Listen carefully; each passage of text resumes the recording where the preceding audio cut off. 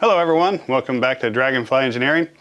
And today we have a special guest, April, my wife, who's going to help with the build out of a new PC for the shop. So this computer primarily I got so that we could operate the new Mastercam software that I purchased, who's not sponsored or anything.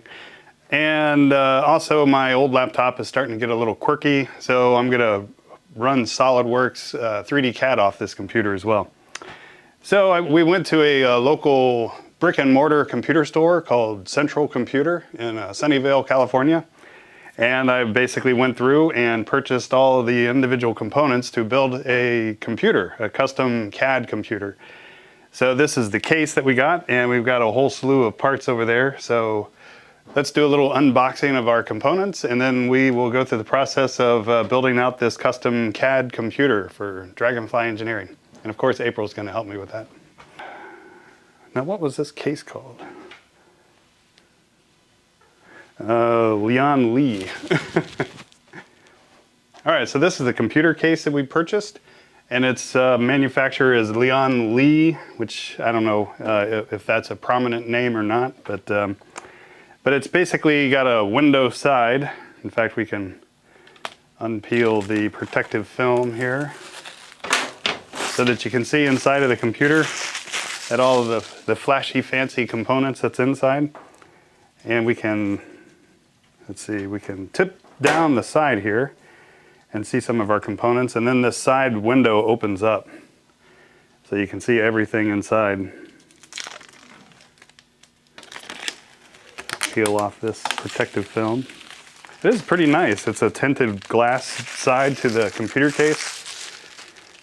And then there's a similar one on the other side of the computer case over here, which is the same kind of deal, where bottom port hinges down supposedly. Oh yeah, there's a little catch on it.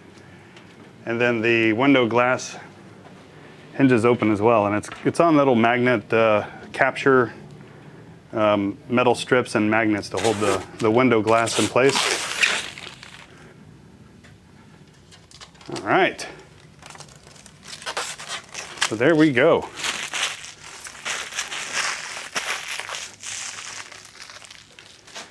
So I guess, actually I already have the power supply kind of just stuck in the component location of the case here. So this is a Corsair power supply, and it's a 1,000-watt power supply. And I was looking, let's see if I can find the box for that. Yeah, because the processor that we're going to use is an Intel i9 processor, and we also got like a pretty beefy NVIDIA graphics card as well, which we'll open up and take a look at as well. But yeah, looking at the specs, if we zoom in here, or I could use my cell phone as well. Yeah, so it's a 1,000-watt power supply, and at plus 12 volts it can put out 83 amps, which is quite a bit of juice. All right, and then so inside of here is the wire harness and little zip ties, which is cool. So it seems like these computer systems that are parted out are designed so extensively that it's pretty much a kit that you buy. So every component fits exactly into this case, and they all seem to work together. Knock on wood. Hopefully that is actually the case. So here's all of our cabling that comes with the power supply, and this distributes the power to all the components in the computer. And again, I'll bet each one of these connectors can only plug into its port, its designated power supply port. Yeah, and there's just a whole slew of them. Lots of cables.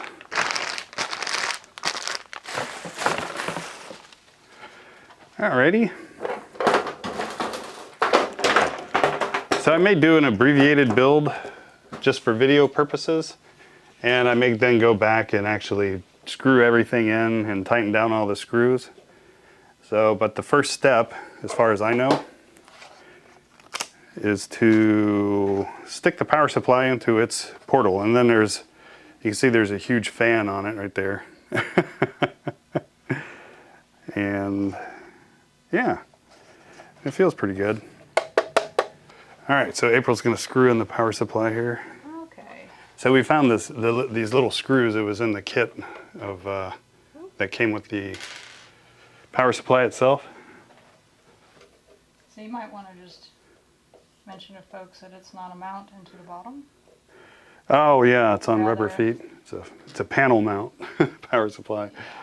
So you actually mount it from the side, not the bottom. Alrighty. If you're trying to find the holes to screw this into. Cool. And I will start pulling out maybe the motherboard. Oh, this is interesting. Check this out. So this is. Oh. So these are squares, and that's. See, these are two different things. Oh yeah, So this is this is only probably a square. higher power rating for those bigger connections. Oh, there it goes. Oh, it just wasn't. Yeah. Correctly?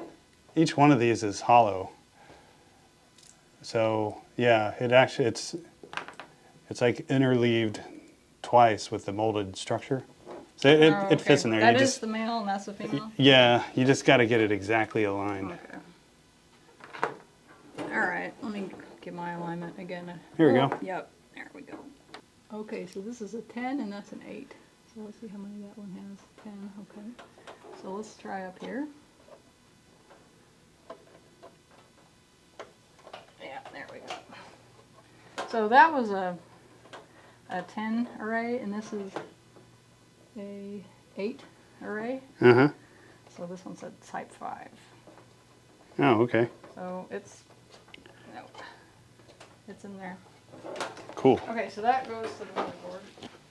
Okay. All right, so April's gonna populate the motherboard, and she does have an ESD strap on to the ground of this table. And the thing about ESD straps is that they have a 1 mega ohm resistor in them, so that if you do spark on a component, the resistor will slowly discharge the static spark instead of just dump all the power into the ground, which can also fry your component. Okay, so what we have here is a 2 terabyte SSD. Yeah, our solid state hard drive. And what we're going to do, so we decided we wanted to populate this particular slot. I think so, yeah. Okay, so just a few things to orientate our viewers.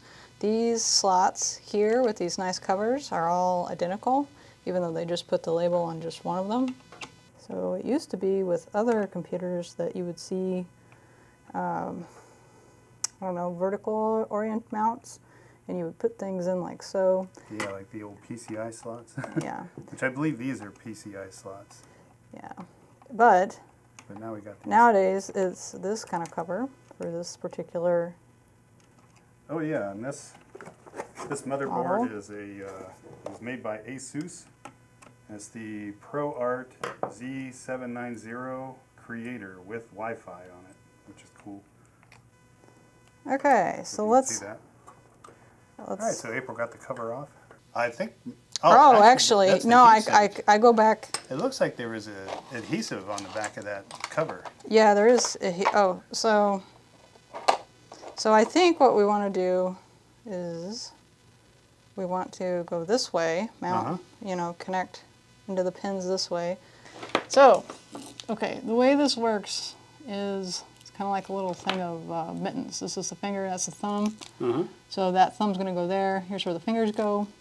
And if you look, there's a bunch of these gold wires. The wires drape down and into the green part of the board. Right. But the actual connector is very much right at the top. So you have this, I don't know, gray piece here. And that's going to push clamp, to some degree, those gold connectors onto those wires. Cool.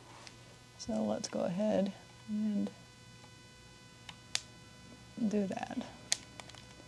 If we can wiggle that in there. So ever so gingerly wiggling that. So one thing you want to notice is that A, the circles are aligned. B, there are, let's see if I can get this for your user. There are some little thumbs that stick out here and here. That should be aligned, and the gold should be completely covered. Oh yeah, so the cam locks There on we top go. of the, oh, I see what it's doing. So, I don't know if everybody And that caught holds that. it in there. And then there's a little, kind of a foam rubber foot underneath that board. So what we're going to do is, now that we've got this where we want it, and all of our connections look good, our cam is on, so we are going to, So that must be a heat transfer mechanism. Is that like really sticky tape? oh Or yeah, is it just tacky? no, it's Huh, pretty good stick, okay. I Well, would say. hopefully we don't need to take this apart. Yeah. Let's see, is this the, yeah, here's the DDR RAM, DDR5. And we can just slap our RAM in. I think they've got recommended architectures for the RAM as well.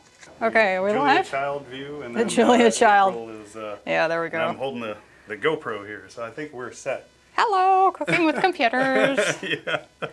Okay, so this is in the handy dandy user guide. Uh-huh.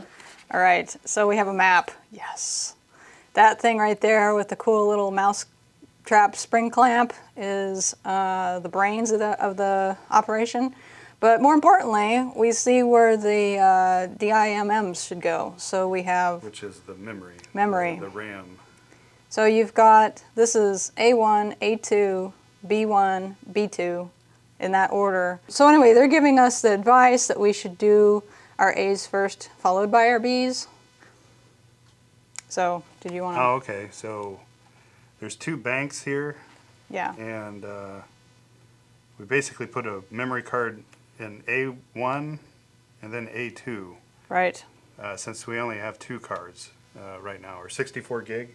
A1, A2, B1, B2. Oh, okay. So we actually populate. Oh, okay, so A1 and then B1. So since we only have two, we will be populating A1 and B1. Thank you for opening those up for me. No problem. So I was looking at Again, we these. got our ESD strap on. ESD strap is on. Wow, look at those things. Yeah, I'm trying to not finger the gold parts. All right. Pretty good. Okay, so one important thing to notice is that it seems that in terms of the connector, we're both about the same on both sides. So we There's will, probably some key, though. well, I was looking for that key. Is that one a little shorter?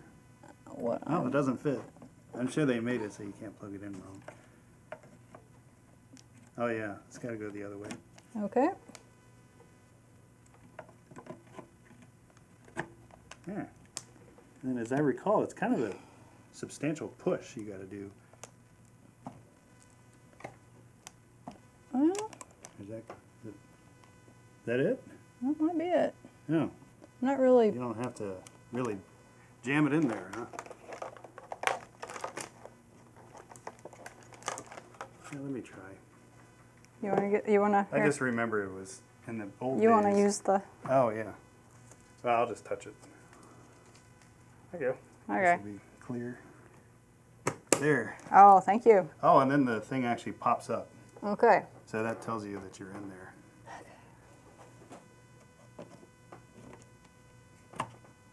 But there's more force than, I guess, what you're comfortable with a FR4 circuit board. There we go. Muscles. A little more on the back. There. Yep. Nice click there. All right. Maybe you zoom in on these teeth here. Yeah, okay. Down, down, up, up, and with a good click. Yeah, okay. Okay. So we got our solid state hard drive loaded and our memory loaded. Now at Central Computing, which is a nice feature of a brick and mortar store, is that part of their service is they actually loaded the Intel i9 main processor onto the motherboard and did a life check before they let the equipment leave the store. And it's probably just to protect themselves as well. they want to make sure that basically the processor is talking to the motherboard. So they basically built up this board in person in their little tech area at the store, and then said, yes, everything works, and here you go. And they offered to just leave the processor loaded on the motherboard. So you can see here how there's basically a spring-loaded clamp that clamps the processor down.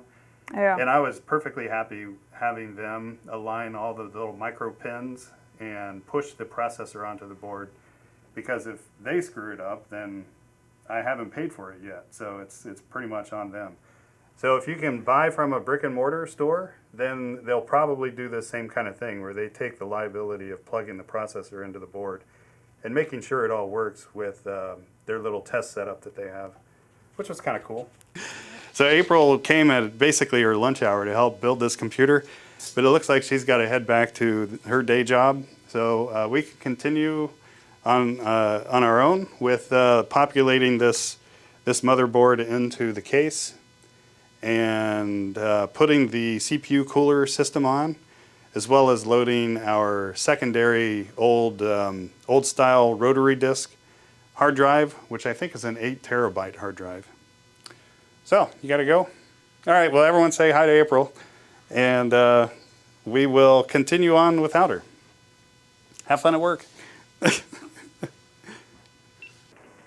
All right, so we're back after lunch, and April had to head back to her job. But now we're going to put the CPU cooling system on. So I got this Dark Rock Pro 4 CPU cooling system, and this is a non-fluid cooling system. Apparently these days there's like a fluid-filled radiator type of situation where actually probably glycol liquid is pumped over your chip and then out to some radiator with a fan blowing hot air out of your computer. But I didn't want to get into the whole realm of dealing with fluids flowing around in the computer case. Because again, I'm not like a super hardcore gamer. I just need something that works and meets spec. So for the Intel i9 processor, which this is the fancy box for it. There's at the central computer store, they had basically a lookup table for this processor, the power wattage, or the power dissipation of this chip requirement matched the dissipating heat capacity of this cooling system here. So I just basically picked one that didn't require fluids, which is this one. And you can see that silver tab is the heat exchanging surface. Okay, so here it is. This is the Be Quiet brand. And we got our fan loaded on this side, and looks like there's a second fan that we can actually install on this thing too. You know, if you really need to blast the coolant, or maybe this fan is intended to be in the case itself. I guess I'll find out here pretty soon. Of course, I'm not going to read the instructions. But anyway, so this fan blows through this whole system, and all of these rods right here, these are almost certainly called heat pipes, which are interesting structures in that it's a hollow tube, and in this hollow tube is a material that, given the pressure setting inside of this tube, a liquid will exist on the cold side of this tube, and on the hot side of this tube, that liquid turns into a gas. So what happens is you wind up with a closed refrigeration cycle inside of this tube itself. So on the hot chip, which has like a removable cover for this heat exchange surface, the liquid will condense in the cool side where the heat fins are, and that liquid will capillary fill up to the hot surface, and usually the capillary fill is done with like a steel wool, or not steel, but some capillary wicking mechanism, like basically think of a cloth wick inside of this heat pipe. And this liquid will basically travel up to the heat exchange area, and then when it sees the heat of the chip, it will turn into a vapor. And when you convert a liquid from a liquid to a vapor, it consumes a lot of thermal power just to break the molecule into gas instead of a liquid. So you wind up cooling off this surface because you have a phase change from liquid to gas. And then what happens is that gas, now that it's hot, it wants to go to a lower pressure area in the tube. So it shoots down the tube and into the cool area of the tube, which is where the heat sink fins are. And then that gas will condense back into a liquid. And when it does that, it will release its heat energy into the fins. And then the fan will blow the heat out. And then the cycle repeats. So now that condensed liquid that is condensed from the cooling fins will then travel back up to tube, to the hot area, and then turn back into a vapor, which pulls more heat through the physics of converting a liquid into a gas. That heat then pipes back down, and you have what's called a closed refrigeration cycle in this heat pipe. And then they've got a bunch of them. So if you take a heat pipe and you're holding it in your hand and you stick it in a bucket of hot water, instantly the pipe that you're holding on your end will feel really hot because of the gas heat exchange that's occurring between phase changes from gas to liquid. Hopefully that made sense. And that's how these things work. You can see the spider pattern. So there's 1, 2, 3, 4, 5, 6, 7. There's 14 heat pipes that are pumping heat away from the chip, from the Intel processor down into the heat fins through the gas to liquid phase change cycle. Okay, I think I gabbed up enough about that. So let's load this on. There's almost certainly going to be some thermal compound, or maybe not. I guess I should read the instructions off camera here and figure it out. But all right, let's just see what's in the box. So there's heat transfer compound in this little cylinder, or this syringe right here. And this is like a kind of a grease that has a lot of thermal conductivity, like ceramic powder in it, or highly conductive ceramic powder. And a grease that shouldn't really ever evaporate or turn into chalk. Now, I think a lot of these do after like a year or so. The liquid aspect of the grease does dry out per se, and then it becomes more and more pasty. But a really good thermal compound grease should never really completely dry out, but I think the bulk majority of them do actually dry out after a few years. And when it's no longer a wetted surface, then it can reduce its thermal conducting capability to a certain degree, because you kind of have a dry surface between the two metal contact surfaces. One being the surface of the Intel chip, and the other is the heat transfer surface of the cooling system. Anyway, so thermal grease. This is used a lot in injection molding for greasing your heaters before you stick them into your mold so that they don't overheat. I think these are just different various options for mounting the heatsink to the chip itself. All right, so we got this hole right here, and a hole there, mounting holes, and this bracket actually goes underneath the circuit board to support the clamping of the heat spreader surface, this guy, onto the chip appropriately. So I will set this camera maybe right there, and we will do that. I'll flip the motherboard up on edge. Yeah, and we're looking at the bottom of the CPU. And a few things of interest is all of these little components in the middle of the CPU are generally called decoupling capacitors. And what these do is they're basically little energy supply depots for very high demand, high frequency or clipping type of power draws from the CPU.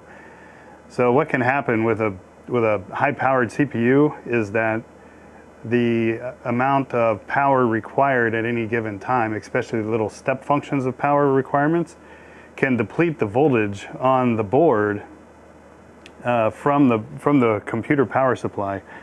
You know, so this thing is demanding a lot of power and a lot of current. So you can actually get subtle voltage drops if you didn't have little capacitors basically right underneath the processor itself. You know, right underneath this guy. So these little capacitors basically top off the voltage or the current, or both actually, but mostly the current, and supply current immediately at the bottom of the chip where you don't get much of a voltage drop or impedance problems with the rest of the high-speed electronics on the board. So anyway, these are decoupling capacitors, so you usually see them on the backside center of larger power consumption chips on a motherboard, or any other circuit board too. All right, so we're gonna put our support structure on the back here. Hopefully this is I guess there's only one orientation. And these screws are all gonna fall out, of course. I'm gonna peel off our protective film here.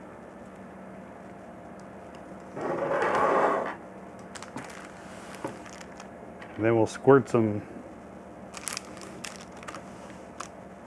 of the thermal grease onto our chip. I like to do a cross pattern for these kind of applications.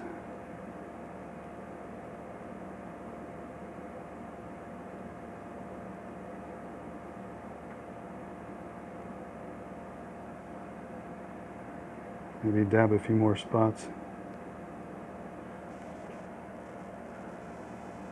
Get a bigger blob right in the middle. That way you don't have too many air bubbles, even though maybe those little cross blobs I shouldn't have done. But you can also squish it around with a razor. You want to keep the bulk of the goo more in the center of the chip so that it squishes out. When you apply the preload or the clamping pressure. All right, so to recap, I've spread the heatsink compound on the surface of the chip and added or made sure that there's a larger amount in the direct center. That way, if there's any low areas of heatsink compound, then it'll slowly squish out when we clamp down with our bigger with our Be Quiet heat exchanger or heat sink, which we're going to mount right now. Okay, so, oh, but you know what? I think those crossbars needed to go the other way. That's not going to work. Okay. So these crossbars need to rotate 90 degrees because our keep out area for the RAM chip array is 90 degrees off. So let's flip these around.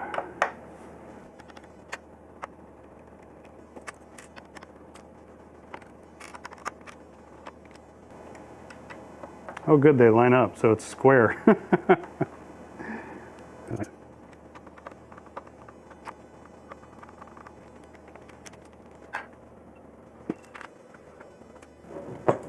So we'll reinstall.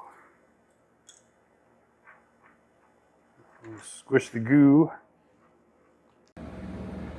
Okay, we're looking at the motherboard with our heat exchanger for the CPU. And I did get that cross clamping bar, which connects to the steel plates, or to the steel bars on the motherboard to line up with our mounting hole for this clamp bar that goes across an aluminum clamp bar. So I'll go ahead and screw that down. Zoom in on it. In fact, I was looking through this hole to see that it lines up. Here it is. I think it does. Oh, maybe it needs to go towards me.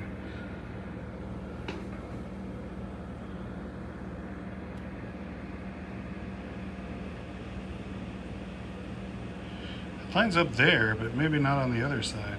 Well, we'll figure it out. And we'll slide forward a little, get that screw engaged.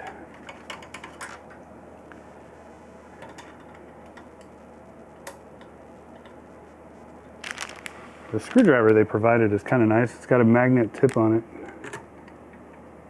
It probably saves thousands of service calls because people can't get the screw aligned.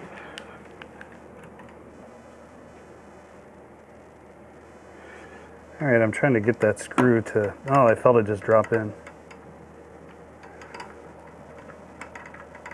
Yeah, it's on it now.